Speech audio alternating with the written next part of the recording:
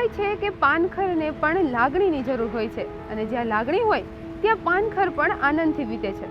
તેવી જ રીતે જીવનનું પાનખર એટલે વૃદ્ધત્વ. હાલના સમયમાં વૃદ્ધો માટે એકલતા એક સામાજિક ગંભીર સમસ્યા બની ગઈ છે. એક અથવા બે સંતાન અને સંતાનોના ભવિષ્યની ચિંતાને લઈને વિદેશ મોકલવાની વધતી જતી પ્રવૃત્તિને કારણે હાલ વૃદ્ધો ઘરમાં એકલા રહેવા માટે મજબૂર બન્યા છે. આવા સંજોગોમાં સાધન સંપન્ન પરંતુ એકલતા અનુભવી રહેલા વૃદ્ધો માટે કાઠિયાવાડ નિરાશ્રિત બાલાશ્રમ તેમના વહારે આવ્યું છે. તેમજ તેમના માટે અદ્યતન સુવિધાયુક્ત સિનિયર સિટીઝન હોમ અને ડે કેર સેન્ટર બનાવવામાં આવ્યું છે, જેનું નામ છે મંજુલ, જેનું લોકાર્પણ વસંત પંચમીના પાવન દિવસે કરવામાં આવશે. મંજુલ સિનિયર સિટીઝન હોમની સુવિધાઓની વાત કરવામાં આવે તો અહીં બાળમાળનું અદ્યતન ભવન, સિંગલ, કપલ અને શેરિંગ માટે કુલ 42 રૂમ, 24 કલાક ગરમ ઠંડા પાણી સાથે અટેચ બાથરૂમ, વિશાળ ડાઇનિંગ હોલ અને બેન્ક્વેટ હોલ, યોગ, ધ્યાન, પ્રાર્થના અને વાંચન માટે અલગ વ્યવસ્થા, જિમ્નેશિયમ, ફિઝિયોથેરાપી સેન્ટર અને ઓપીડી રૂમ, ટેરેસ ગાર્ડન, વિશાળ બગીચો અને મંદિર, પેસેન્જર તથા સ્ટ્રેચર લિફ્ટ, ઇન્ટરનેટ, આરો વોટર, પાર્કિંગ અને બાર્બર શોપ, રહેવાસીઓ દ્વારા સંચાલન થતી પારિવારિક વ્યવસ્થા ઉપલબ્ધ કરાઈ છે.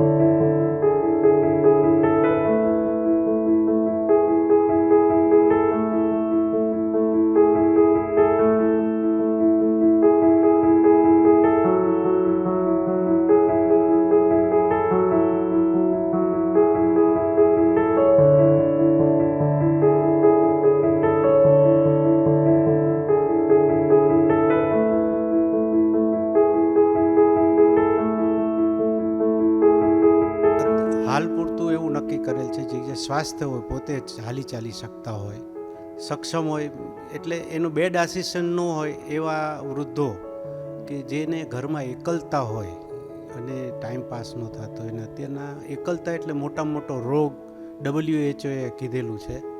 એ પ્રમાણે અમે આ વિચાર કર્યો અને ઘણા એવા છે કે જેને ધર્માદાનું નથી ખાવું, જેને દીકરીના ઘરનું નથી ખાવું અને પોતાની રીતે રહેવું છે, સ્વતંત્ર અને સક્ષમ છે. એવા લોકો માટે આ એક સૌરાષ્ટ્રમાં પહેલાં વહેલી આ ફેસિલિટીનો વિચાર આવ્યો 7 વર્ષ પહેલાં અને મંજુલાબેન ટપુલાલ મહેતાએ 2.5 કરોડ રૂપિયાનું દાન આપ્યું. એના ઉપરથી આ મકાનનું નામ પણ મંજુલ રાખવામાં આવ્યું છે અને એને સારી ભાવનાથી આપ્યું. આજે 18 કરોડના ખર્ચે આખું આ ફેસિલિટી ઊભી થઈ છે, જેમાં 42 રૂમ છે અને 84 જણા રહી શકે એવી વ્યવસ્થા છે. અહીંયા પ્રાર્થના થઈ શકે એના માટેનું સર્વધર્મનું મંદિર પણ કરેલું છે. બહારનાને કોઈને આવીને કાંઈ પ્રસંગ ઉજવવા હોય કે કાંઈ કરવું હોય એના માટે 2 હોલ અલગ છે જુદા જુદા, કે જે આ ફેસિલિટીથી અલગ છે પણ આ બિલ્ડિંગનો એક પાર્ટ છે. સરસ મોટો મજાનો બગીચો ડેવલપ કરીએ છીએ કે સાંજના ત્યાં બધા આવી જઈ શકે, ચાલી શકે. અને મૂળ તો કોમ્યુનિટી લિવિંગ માટેનું છે કે એકલતા દૂર કેમ થાય અને સરખી રીતે કેમ રહે. કેમ કે સમસ્યામાં એવું છે કે બંગલામાં એક માણસ રહી તો સવારથી એને ચિંતા હોય કે રસોઈ આવ્યા કે નહીં, ડ્રાઈવર આવ્યા કે નહીં, કામવાળા આવ્યા કે નહીં, પાણી ચડ્યું કે નહીં. એ બધી સમસ્યા ગળપણમાં મુશ્કેલી ઊભી કરે અને કુટુંબમાં કોઈ ન હોય ત્યારે એને એકલતા વધારે લાગે. એકલતા દૂર કરવાના પ્રયાસ રૂપે આખું સંકુલ ઊભું કરવામાં આવેલ છે, જેમાં રાજકોટની દાતા પરિવારોએ ઘણો બધો સાથ સહકાર આપ્યો. સંસ્થા 118 વર્ષ જૂની છે. હરભમસિંહ બાપુ ને એ લોકોએ બહુ દૂરદ્રષ્ટિથી આખું ઊભું કર્યું હતું. ત્યારે તરછોડાયેલા બાળકો અને તરછોડાયેલા વિધવા બહેનોને એના માટેનું હતું. પછી વ્યાપ વધતો ગયો અને આજે 2 હોસ્ટેલ છે. એક દીકરીઓ માટેની અલગ છે, એક ફિલ્ડ માર્શલ છાત્રાલય, કુમાર છાત્રાલય છે. એક સ્કૂલ ચલાવીએ છીએ એવી જસાણી વિદ્યા મંદિર, જેમાં 2000 બાળકો અતિ સામાન્ય કંઈ એવા પરિવારના અને ઓછામાં ઓછી આખા રાજકોટમાં અમારી ફીસ છે અને સારી રીતે બધા ભણે છે અને બધા સ્માર્ટ ક્લાસીસ છે અને આધુનિક ટેકનિકથી બધા કોમ્પ્યુટર રૂમની બધું છે. અને આ 5મું સંકુલ છે. એક અમારું મોરબીમાં પણ વૃદ્ધાશ્રમ છે જે સાવ ફ્રી છે, એમાં એક પણ પૈસો લેવામાં નથી આવતો. અને અહીંયા સોલ્જરીના ધોરણે આ સંસ્થા ચાલશે, એટલે આખું સંકુલ ચાલશે કે જે લોકો પોતે જ બધું સંચાલન કરશે. અમે ખાલી આ સર્વિસ પ્રોવાઈડ કરશું, બાકી તો બધું સેલ્ફ સસ્ટેઇન છે. એ જાતનું આખું આ કોન્સેપ્ટથી કરેલી એક નવી છે. હવે એમાં આપનો પ્રતિસાદ કેવો આવે છે, અને અત્યારથી જ ઘણા બધા પૂછે છે, કેમ કે આ it's a demand of the day, આમ કહીએ તો આજની તાતી જરૂરિયાત કહીએ એવું છે. એટલે રાજકોટની જનતા માટે ખુલ્લું મૂકીએ છીએ અને 1 એપ્રિલ પછી બધાને કરશું, બધું પ્રવેશની આપશું. અત્યારના વાસ્તુ પૂજન ને એવું બધું છે, લોકોની જાગૃતિ આવે એના માટેનું આ પ્રયત્નો છે અને આપ જરૂરથી બધા જોડાજો. સૌરાષ્ટ્ર આખા માટેનું છે. ને એ તો જે સરકારનું જે નિયમ હશે, ધારો કે આધાર કાર્ડ કે એનું પોતાનું હોય, એ તો બધું એને આપવું પડશે, જમા કરાવવું પડશે.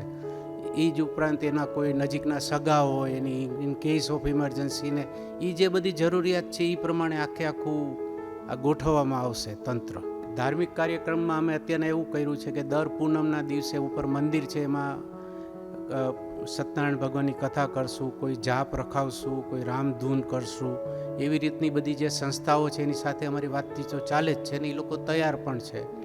અને BAPSમાં જે અઠવાડિક સભા થાય છે એ પણ કીધું કે અમે અઠવાડિક સભા પણ અહીં કરશું, કે જેથી સૌને શું છે કે એક ધાર્મિક વાતાવરણ રહે. અને એ ઉપરાંત સવારના યોગા ક્લાસીસનું પણ થાય છે, હાસ્ય ક્લબનો પણ વિચાર કરીએ છીએ. અને 2 કારોકી ગ્રુપ છે કે એ લોકોએ કીધું કે અમે રાતના આવીને આ લોકોને એન્ટરટેન કરશું.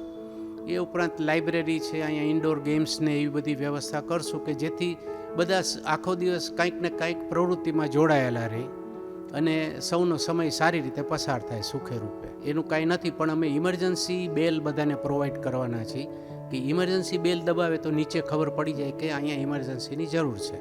અને એ હવે ઇલેક્ટ્રોનિક સાધનો તમારે વેરેબલ થઈ ગયા છે, તમે ગળાપણમાં પણ પહેરી શકો, હાથમાં પણ પહેરી શકો, એવી બધી આખી સિસ્ટમ છે.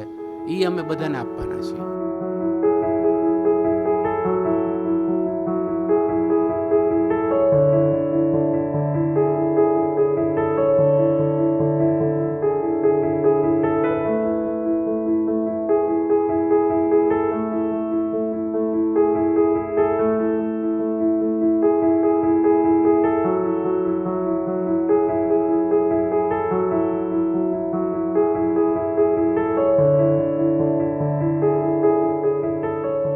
સિનિયર સિટીઝન હોમ અને ડે કેર સેન્ટર મંજુલના નિર્માણ માટે સમાજના ઉદાર હૃદયી દાતાઓએ મહત્વપૂર્ણ સહયોગ આપ્યો છે.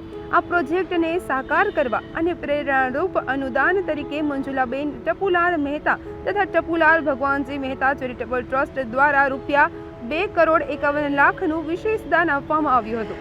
તેમજ અન્ય અનેક દાતાઓના સહકારથી રાજકોટ શહેરના ગોંડલ રોડ પર અંદાજે ₹18 કરોડના ખર્ચે 12 માળનું અદ્યતન સિનિયર સિટીઝન હોમ નિર્માણ પામ્યું છે. દાતાઓના સહયોગથી સમાનભેર જીવન જીવવા ઈચ્છતા વડીલો માટે આ સુવિધાયુક્ત નિવાસ સ્થાન સમાજને અર્પણ થવા જઈ રહ્યું છે, જ્યાં ઉંમરના કારણે થતી તકલીફોમાં રાહત મળે અને વડીલો નિર્ભય રીતે રોજિંદુ જીવન જીવી શકે. એ દિશામાં આ સેન્ટર મહત્વપૂર્ણ સાબિત થશે. આજના રોજિંદા જીવનમાં વડીલો આર્થિક રીતે સક્ષમ હોવા છતાં સંતાન દૂર હોવાને કારણે અથવા તો સંતાન ન હોવાને કારણે એકલતાનો અનુભવ કરે છે. આવા વડીલો દાન આધારિત વૃદ્ધાશ્રમમાં રહેવાનું પસંદ નથી કરતા, જેમના માટે આધુનિક સુવિધાયુક્ત મંજુલ સિનિયર સિટીઝન હોમ અને ડે કેર સેન્ટરનું નિર્માણ કરવામાં આવ્યું છે.